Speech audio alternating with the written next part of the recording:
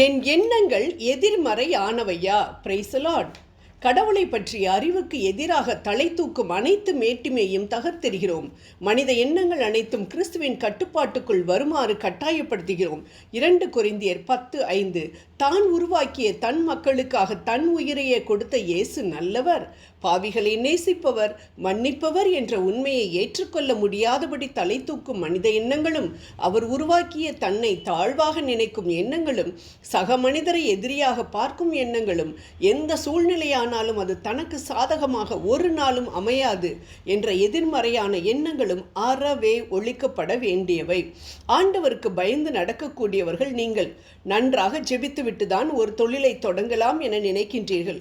ஆனால் உங்கள் மனதில் உனக்கு ஏதாவது முன் அனுபவம் இருக்கா? இந்த தொழிலில் எத்தனை பேர் இதை ஆரம்பிச்சுட்டு மூடிட்டாங்கன்றது உனக்கு தெரியுமா? வேணாம், விட்டுரு, வேற வேலையை பாரு, நீங்கள் இது வேண்டாம், இந்த தொழில் வேண்டாம் என நம் விசுவாசத்தை கெடுக்கும்படியாக சாத்தான் நம் மனதில் எதிர்மறையான, அதாவது நெகட்டிவ் தாட்ஸ் என்ற விதையை விதைப்பான். உடனே நான் நன்றாக ஜெபித்து விட்டுதான் இந்த முடிவை ஆண்டவரின் ஆலோசனைப்படி எடுத்துள்ளேன்.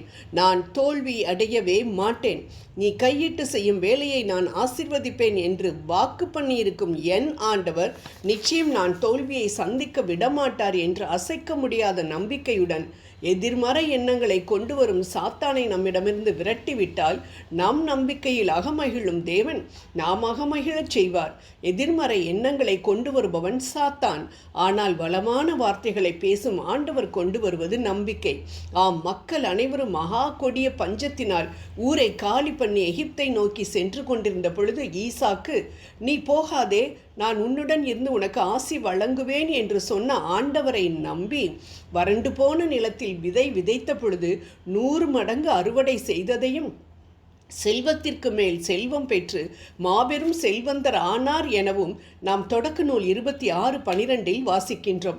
இவரை போல் கணக்கிலடங்கா மனிதர்கள் ஆண்டவரின் வார்த்தையை நம்பி எதிர்மறையான சூழ்நிலைகளிலும் வெற்றி பெற்றதை நாம் விவிலியத்தில் காண்கிறோம். ஆம் அன்பானவர்களே, மனிதர்களை கொல்லவும் அழிக்கவும் கட்சிக்கிற சிங்கம் போல சுற்றி திரிந்து கொண்டிருக்கக்கூடிய சாத்தானின் மிகப்பெரிய ஆயுதம், இவ்வளவு நாள் வெயிட் பண்ணிட்டேன், ஒன்றுமே நடக்கலை, இந்த காரியம் ஒரு முடிவுக்கே வரமாட்டேனுதே, ஏன் ஆண்டவர் ஏன் என் ஜெபத்தை கேட்கவே மாட்டேன்றாரு என்ற அவிசுவாசத்தை பிறப்பிக்கும் எதிர்மறையான எண்ணங்களை விதைப்பதுதான் அவனுடைய மிகப்பெரிய ஆயுதம். அவன் தந்திரமானவன். அவன் ஏற்படுத்தி இருக்கும் எண்ணங்களுக்கு ஏற்றாற்போல் சூழ்நிலைகளையே மாற்றக்கூடியவன் அவன். ஆம், நாம் ஆண்டவர் மேல் நம்பிக்கை வைத்து ஒரு தொழிலை தொடங்க முடிவெடுத்து விட்டால் திடீரென அந்த தொழில் செய்து இழப்பை சந்தித்த 2 அல்லது 3 நம்மிடம் அனுப்பிவிடுவான். நம்மை நம்பிக்கையிலிருந்து சறுக்கி விழ வைக்க. கண்மலையின் மேல் கட்டப்பட்ட வீட்டை போல் நாம் நம்பிக்கையில் உறுதியாயிருந்தால், சீச்சி இந்த பழம் புளிக்கும் என்று ஓடும் நரியை போல தன் தந்திரங்கள் எதுவும் எடுபடவில்லை என்று தெரிந்தவுடன் நம்மை விட்டு ஓடிப்போய் விடுவான். மற்றும் பாவ மன்னிப்பை பெற்று இயேசுவின் தூய இரத்தத்தால் கழுவப்பட்டு அவரின் பிள்ளைகளாக மாறியிருக்கக்கூடிய நம்மேல் அவனுக்கு எந்தவித அதிகாரமும் கிடையாது என்பதை நாம் ஒரு காலும் மறக்கக்கூடாது. எந்த காரியத்தை நினைத்தாலும் நமக்கு எதிர்மறையான எண்ணங்கள் தான் வருகின்றன என்றால் நம்மை நாமே ஆராய்ந்து பார்க்க வேண்டிய சூழ்நிலையில் இருக்கிறோம் என்பதுதான் உண்மை. ஆண்டவருடைய பிள்ளையா நான்? யோசிப்போம். மனம் என்னும் போர்க்களத்தில் நம்பிக்கையூட்டும் தூய ஆவியின் எண்ணங்களும் எதிர்மறையான சாத்தானின் எண்ணங்களும் போர் புரியும் பொழுது சாத்தானின் கரத்தை நாம் உயர விட்டோம் என்றால் போரில் தோல்வி உறப்போவது நாம் தான். இறந்து போனவர்களை உயிரோடு எழுப்பிய உயிர்த்தெழுந்தவர் என்னோடு இருக்கிறார் என்ற நம்பிக்கை உணர்வு மட்டும் நம்மில் காணப்படட்டும்.